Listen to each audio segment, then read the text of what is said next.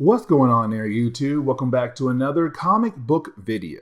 Okay, so we're going to do a full story video. A full story video is when I sit down and take a bunch of videos that tell an overarching story and combine them together into, well, one big video. Today's full story video is going to be about, well, Excalibur, Warren Ellis Excalibur. You see, we already covered the early days of his run on this particular team, but he also had a few more stories that took place prior to the huge crossover, better known as the Onslaught event. And so I kind of felt like to go ahead and take those stories and combine them together into one big video. Technically, volume 2 of Warren Ellis' run on Excalibur. And so with that being said, I do hope you enjoy today's comic book video.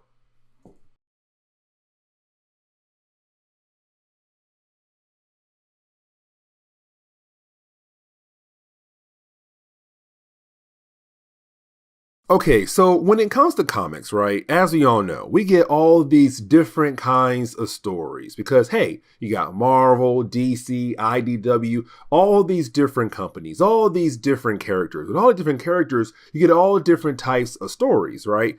And sometimes we get stories where, like, hey, you know what?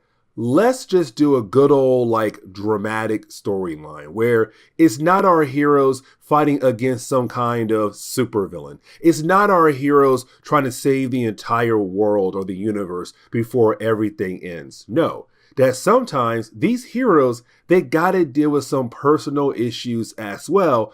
That's really more like an everyday person type of issue. Like, you know, the idea of dealing with love.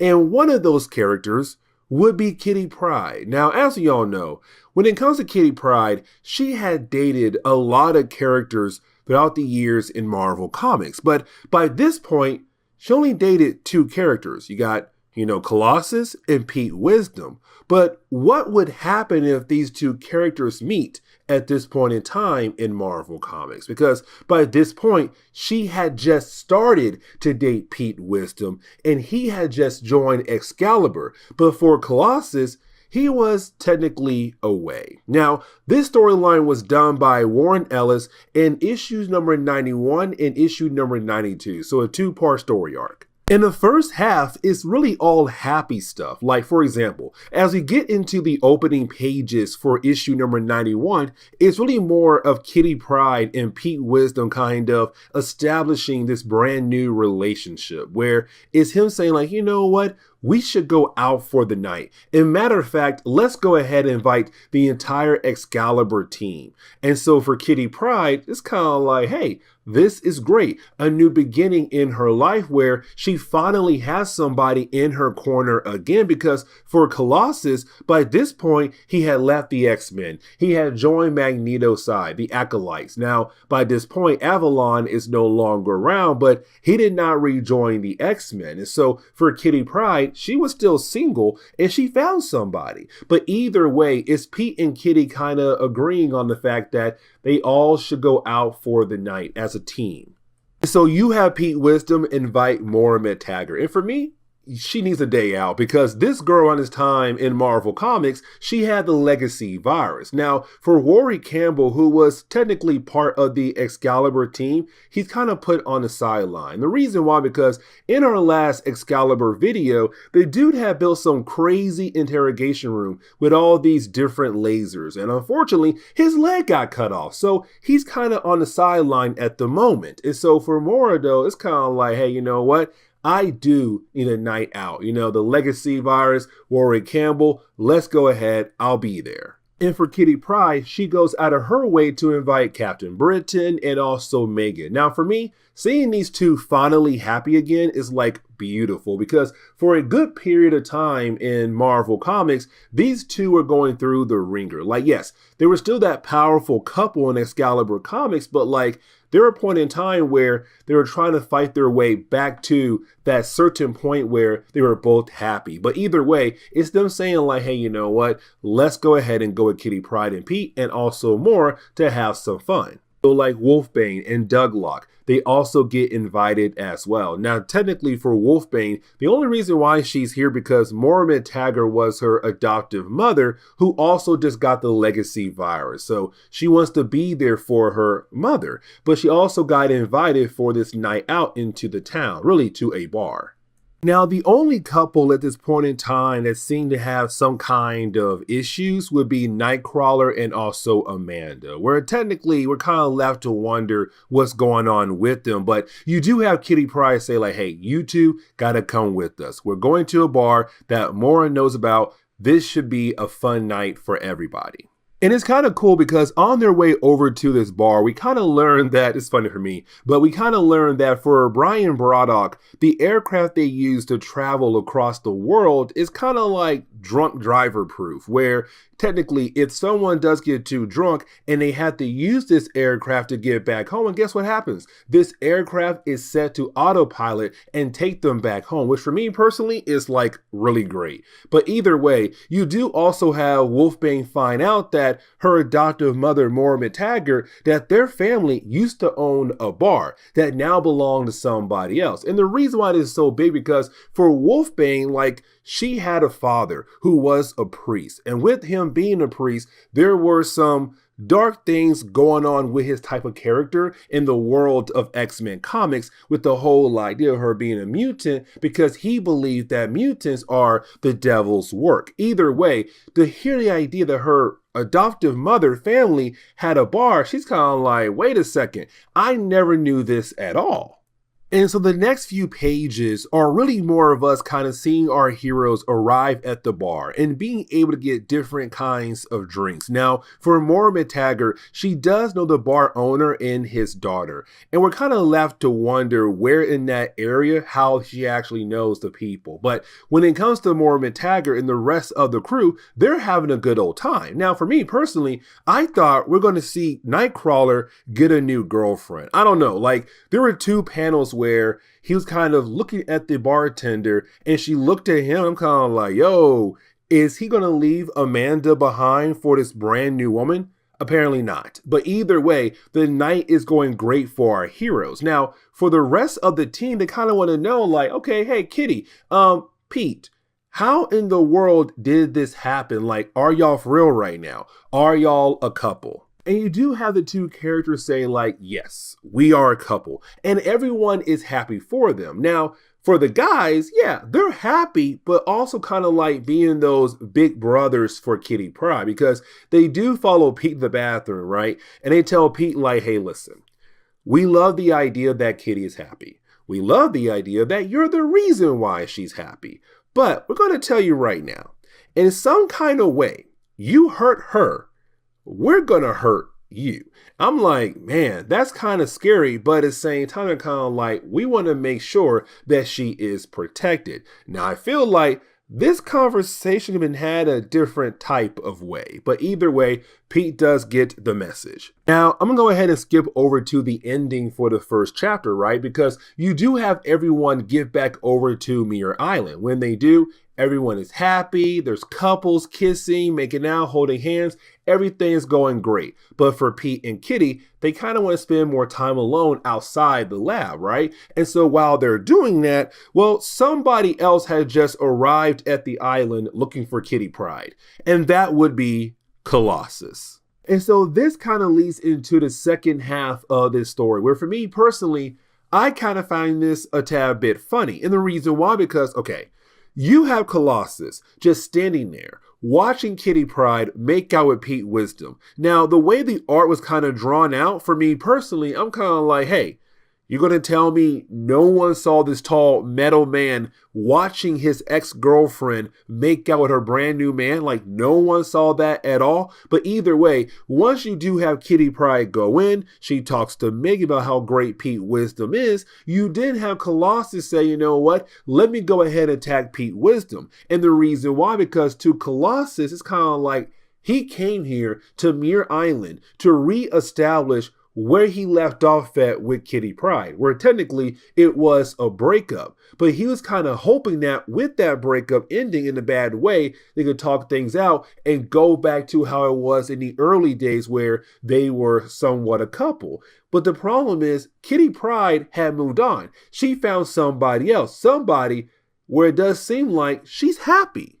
And tell you the truth, I feel bad for Kitty here because once you do have Colossus begin to beat down on Pete Wisdom, the rest of the members of Excalibur, they hear what's going on with Pete. Like, oh my gosh, it does sound like somebody is being attacked. When they run outside, everyone is seeing Colossus just beating down on Pete Wisdom. And the problem is for Pete, he wants to fight back, but Colossus is not giving him that chance to fight back. Now, once you do have Colossus get distracted, it allows Pete to somewhat attack Colossus in the back. But you did have Captain Britain and Megan being able to knock him out. But the problem is now for Kitty Pryde, she had just watched her old lover just fight against her new lover out of jealousy. And so for Kitty Pryde, honestly, she has no idea how to feel at the moment. But either way, both men now need medical attention. And to make things worse for Colossus, he'll be okay, right? But the worst part about it is that Pete might not be okay. And so it's Moira McTaggart saying like, hey, listen, the machine can fix Colossus. Our main goal right now is to find a way to keep Pete alive before he actually goes on to the afterlife. But the thing is, if Pete dies, then like for Colossus, you are a killer. You are a murderer. You killed somebody because you were jealous because your ex had moved on to somebody else. And so you do have Moira McTaggart tell Colossus, like, what you just did might have killed that man. Like, she's trying her best to save his life, but most likely he'll probably be in a wheelchair for, 8 weeks or more. Who knows how long technically. But it's her saying, like, what you did was borderline wild, dude.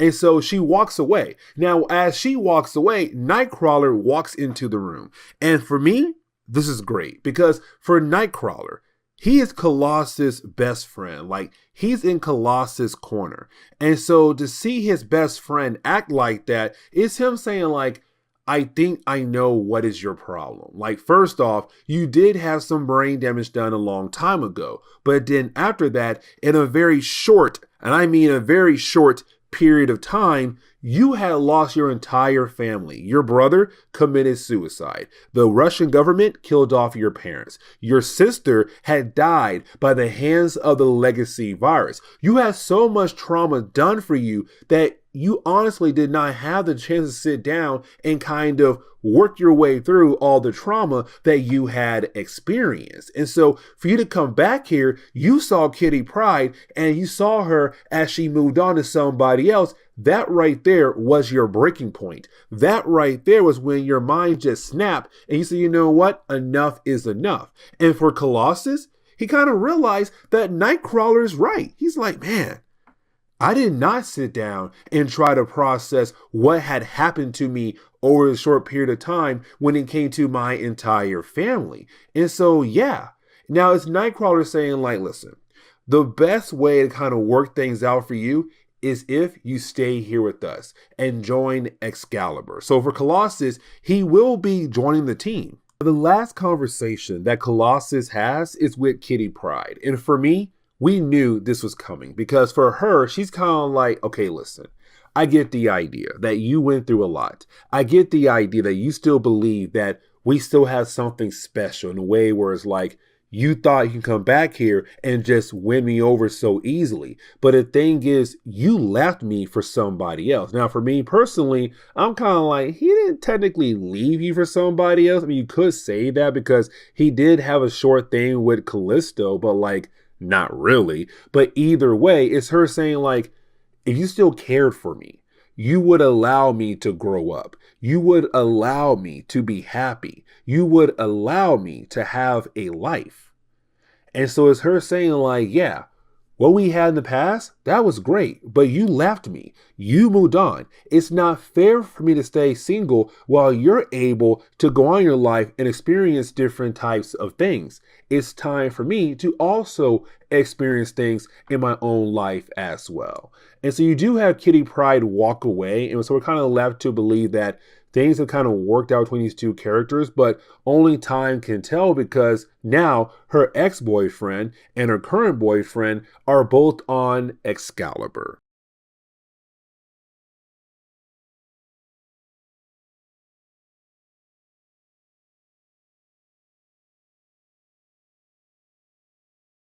Okay, so I kind of feel like we reached that point in our coverage over the X-Men where we're going to cover a bunch of stories where they don't really add together when it comes to the overall story for our X characters leading into Onslaught. And you kind of get the idea that it was Marvel just trying to do different things until the next big event. And the reason why I'm saying that because we're going to cover two one-shots today that came out of Warren Ellis' run on Excalibur, issues number 93 and issue number 94. Now, when it comes to the first issue, 93, it's all about the idea of the origin of Wolfsbane. Not her complete origin, but kind of giving us a better idea of her past before she was founded by Moira McTaggart.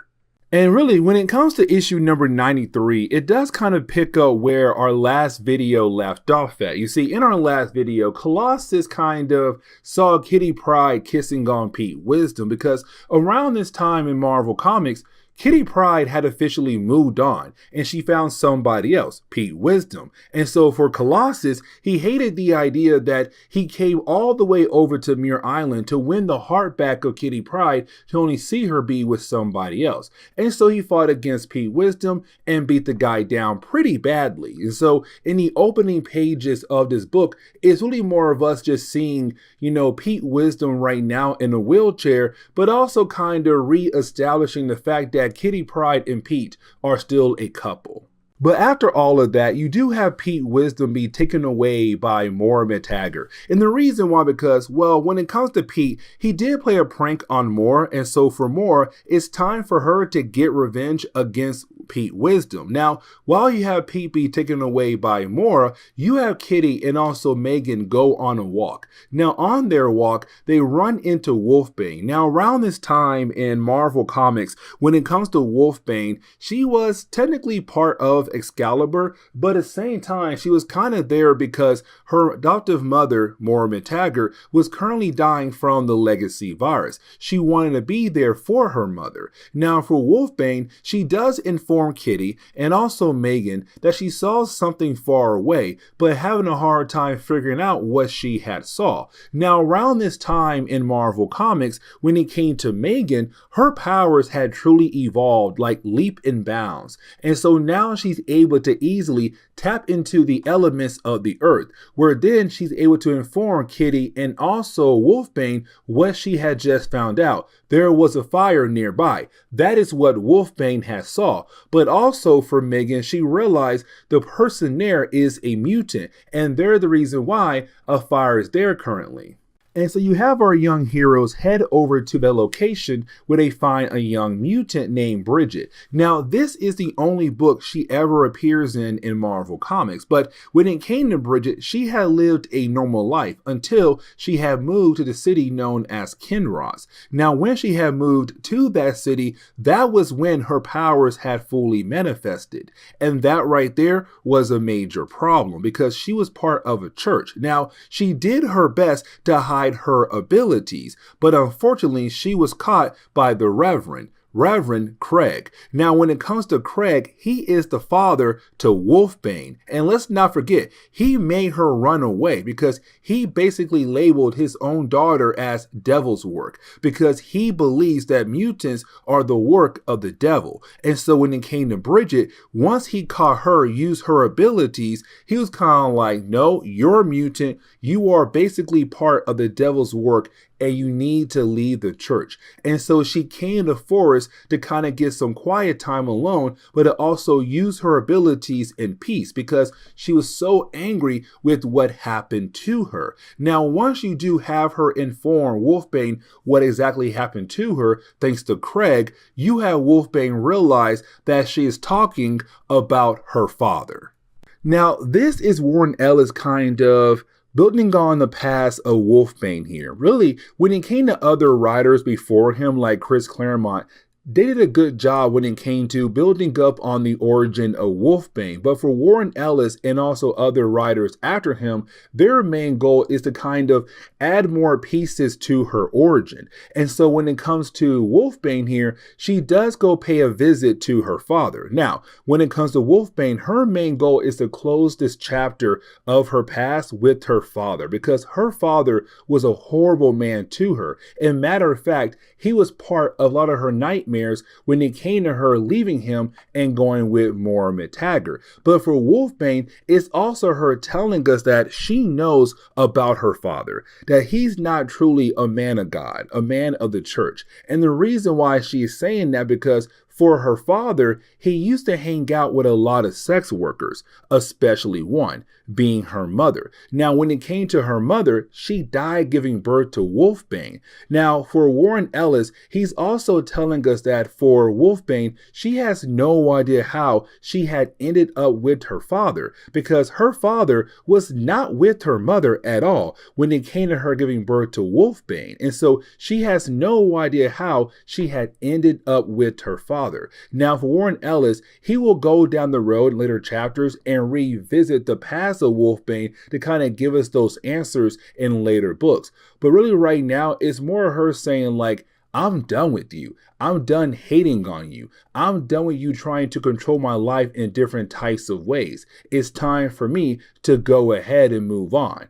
And so you do have Wolfsbane leave. Now for Craig, he begins to cry because technically it's him kind of saying that this is all his fault. If he did not mess with that sex worker, then most likely Wolfsbane would not be around. He would not be the reason why the work of the devil is currently walking on the planet right now. The whole idea of Wolfsbane. Now, the next storyline is really more of another one-shot done by Warren Ellis. And of course, it is called Days of Future Tense. Now, it does seem like this storyline may take place in the same timeline as Days of Future Past, but at the same time, you do have some fans out there believe that this storyline does take place in a different timeline away from Days of Future Past. Now, just in case you're new to Marvel and you don't really know like what is Days of Future Past, it was a dark future given to us by Chris Claremont all the way back in the early days of Marvel Comics or X-Men comics. Now, when it came to Days of Future Past, it's technically a dark future where the Sentinels were able to kill off all the mutants across North America. Matter of fact, that is where Rachel Summers, the alternate reality daughter of Cyclops and Jean Grey, is from. Well, she was, because by this point in Marvel Comics, she was no longer around. Either way, though, you did have other writers come in and write more stories about that particular timeline. And so for Warren Ellis, it does seem like it's him trying to add into that storyline, with Excalibur taking part in that timeline. Now, as we all know, when it came to Sentinels, they were able to get rid of all the mutants across North America. But when it came to the rest of the world, we were kind of left to wonder what would they do to other countries across the world. And of course, they headed over to Great Britain to begin their expansion on killing off the entire mutant race across the entire world. And so when it came to Great Britain, the Sentinels were confronted by the Black Air organization. Now, by this point in Marvel Comics, Black Air was kind of a replacement for the WHO organization, the Weird Happening organization, where they would go around the world to investigate weird things happening across the world. And so for Black Air, they were their replacement. But Black Air was able to make a deal with the Sentinels, with the ones to kind of get rid of the mutants in Great Britain, but to also make sure the Sentinels did not come over to Great Britain. Now, when it came to Excalibur, Excalibur, they were kind of put in that factor where by this point, most of the team is officially dead. And I really mean like most of the team is literally dead, because by this point, all you have now is Captain Britain, Megan, Psylocke, Wolfsbane, Karma, and a character known as Tangerine.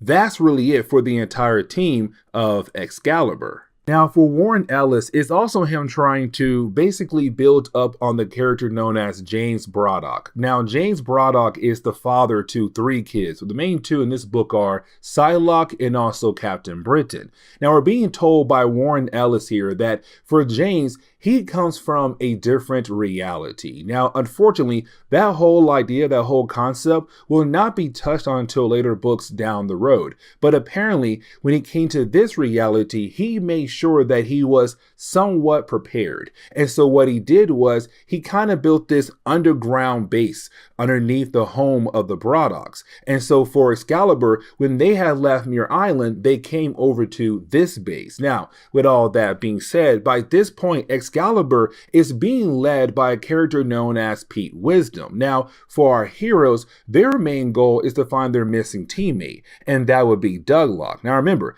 Douglock is technically a Phalanx. He comes out of the whole Phalanx Covenant storyline for the X-Men. But either way, he did join Excalibur right after that crossover. But it's Pete saying that, listen, if we can find him, he might have some very important information about Black Air, and possibly a way to defeat them and bring some justice back into this country.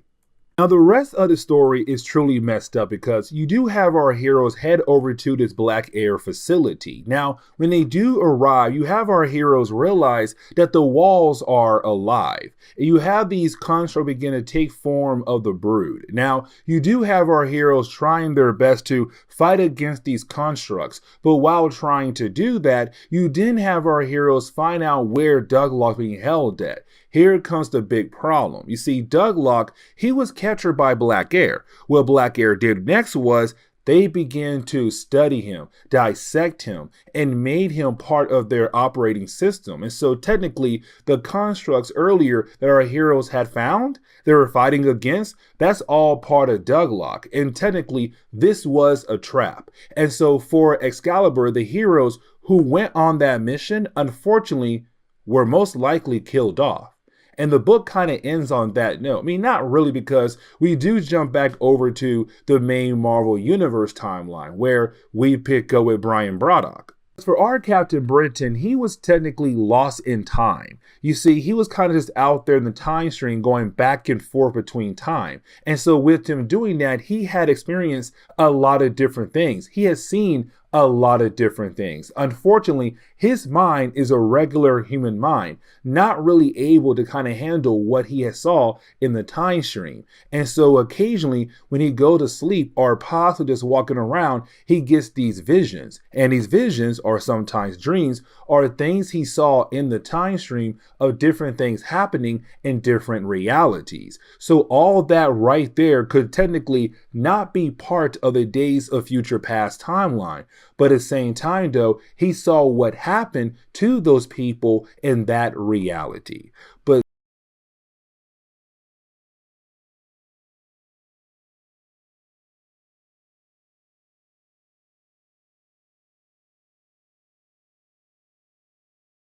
okay, so it's time for us to sit down and talk about X-Man Nate Gray going up against Excalibur. Now, this is a 2-part story arc that for me personally is kind of well done. And the reason why I'm saying that, because when it comes to Nate Gray, remember that in the early days of his series, he had just arrived on the main Marvel Universe Earth, because this character comes from the age of Apocalypse reality. And so for Nate Gray, it's him now meeting almost all the different characters who are part of the X family in all his books in different moments in time. So for example, in our last video, he ran into Charles Xavier, but now it's time for him to run into Excalibur.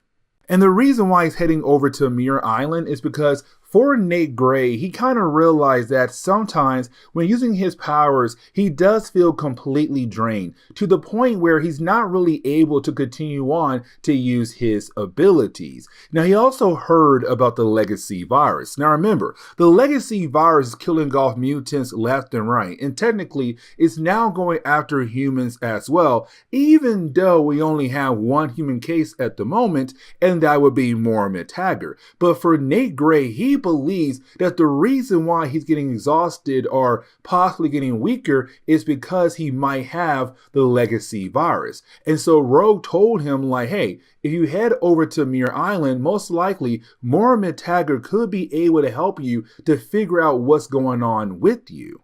Except when the man first arrives on Muir Island, he gets a huge beatdown from Excalibur. And the reason why, because over in the Hulk book, you had Hulk do something really big and major. And so for Captain Britain, he kind of believed that Nate Gray was also connected to the Hulk incident and believed him to be some kind of terrorist. And so that's why he was kind of like, hey, Excalibur, we got somebody on the island and I have no idea who that person is. And so you had Excalibur beat him down until you have Moira Taggart step in and say, stop.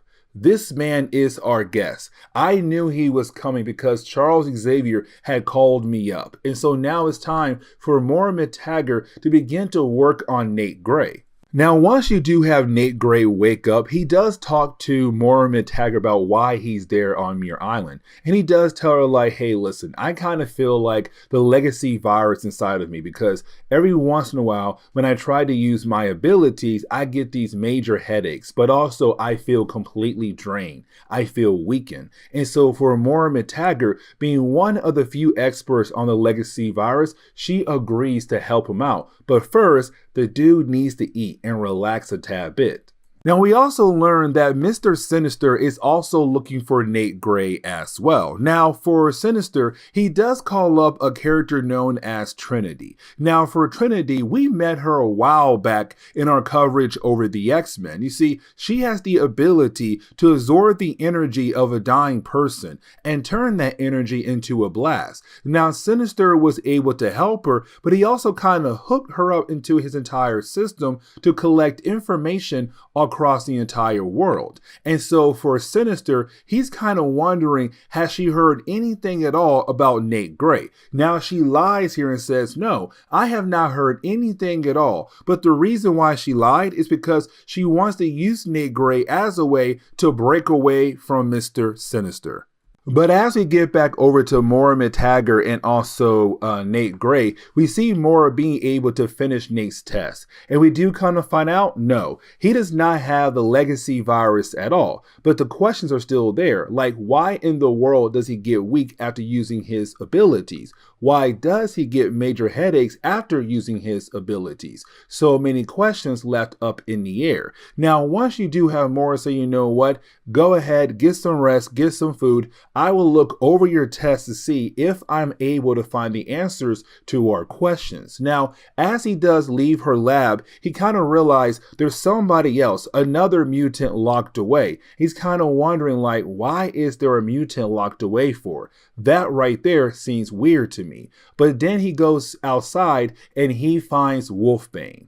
Now for Nate Gray, he does know a tad bit of information about Wolfsbane, and the reason why, because Moira Taggart was talking about her earlier. Now remember, when it comes to Wolfsbane, she's technically the adoptive daughter to Moira, but for Wolfsbane, she said while being on Muir Island, Moira would tell her all these different types of stories and the possibility of treasures being out there nearby the island. And so for Nate Gray, he kind of wants to help her see or find those treasures around the island. So he grabs her hand and they fly away. Now, as they do fly away, you have Moira Taggart tell us, the readers, that for Nate Gray, he does kind of remind her of her own son, Proteus. Now, that right there is very important. And the reason why, because Proteus was a very powerful character. The problem is that Proteus died a while back in our coverage over the X-Men. So kind of hinting at the idea that possibly Nate could die. And really, the next page kind of gives Moira McTaggart that right to be concerned, because while you have Nate Gray using his abilities to help Wolfsbane find, different artifacts around the island, different treasures, well, while using his powers, his nose begins to bleed. And that right there is another hint at the idea that there's something wrong with Nate Gray. And as we go back over to Moira McTaggart, we see her on the phone with Charles Xavier. Now, with her being on the phone with Charles Xavier is where we learn that Nate Gray is dying. And the reason why? Because of his powers. And you see, when it came to Mr. Sinister, the one from the Age of Apocalypse reality, the one that had created Nate Gray, he put in safeguards to make sure that once Nate was able to get rid of Apocalypse, then there's some kind of way to bring Nate down to allow Sinister to continue on with all his different ideas. And so for Nate, that is why he had those headaches. That is why he feels weak after using his abilities, because he is slowly dying when he does use his powers. But things are about to get a whole lot worse, because remember, Nate Gray detected another mutant that was locked away at the base of Excalibur. And of course, that would be Spore. Now, Spore is a mutant that has the ability to play with your emotions. Now, he was locked away because earlier he attacked the base of Excalibur. But either way, once you do have Nate find Spore, he asks Spore like, hey, why in the world are you down here? And you have Spore tell Nate a story in a way where it's kind of like Excalibur is keeping him down there as some kind of prisoner, but he's down there against his own will. That technically he's the good guy and Excalibur are the ones who are the bad guys. And so for Nate, he kind of realized, or his head, he thinks he realized that once again he has been played like he has in the past. He believes Excalibur is just as bad as Dark Beast or the Sugar Man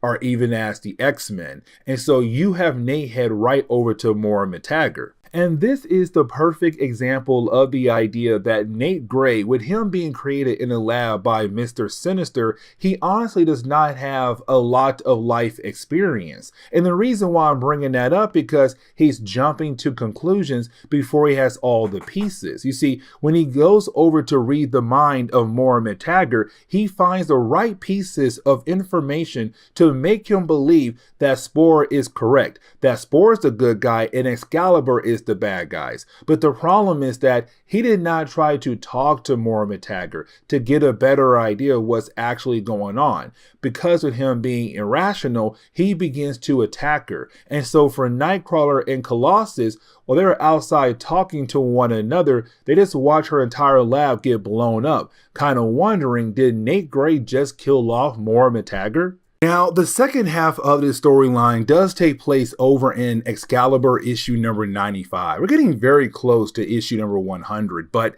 we have to skip over a few pages because really the first few pages are more kind of like a review of the whole idea of Excalibur. But getting into the actual story, the first couple of pages we can actually talk about does take place before you had Nate Gray blow up Moira's lab. So for example, we pick up with Kitty Pryde and also Pete Wisdom. And really more is Kitty Pryde trying her best to explain things to Pete Wisdom of the whole idea of why Colossus had attacked him in our last Excalibur video. And really for Pete, he's kind of like, I don't really care how you try to explain it. The man was completely jealous of the fact that you had moved on and got with me.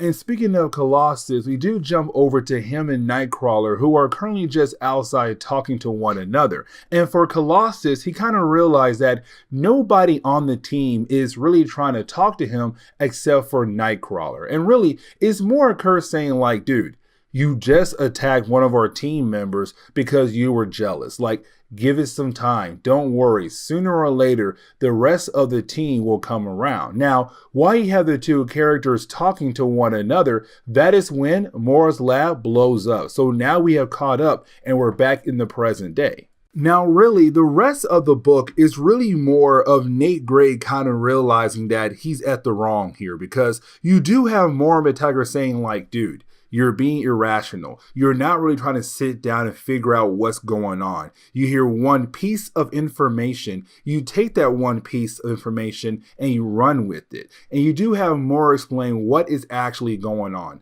Like, for example, Spore is a bad guy. His abilities have made you believe what he wanted you to believe. But on top of that, it's also her saying, like, I have seen people like you, mutants, who are really powerful, but unfortunately so powerful, their own powers end up killing them. And it's her saying that we're not here to kill you. Your own body is going to kill you. Like, matter of fact, you might die by the age of 21. Now, for Nate Gray, he begins to read the minds of all the different members of Excalibur. Now, with him doing that, it's kind of him getting a better idea of realizing where Excalibur stands at. It's him kind of realizing that, oh, I am completely wrong, that these people are truly here to help me and other people like me out in the world. And so you do have the book kind of end on the note where you do have Nate Gray tell Moira McTaggart that he's leaving to find a friend, but to also kind of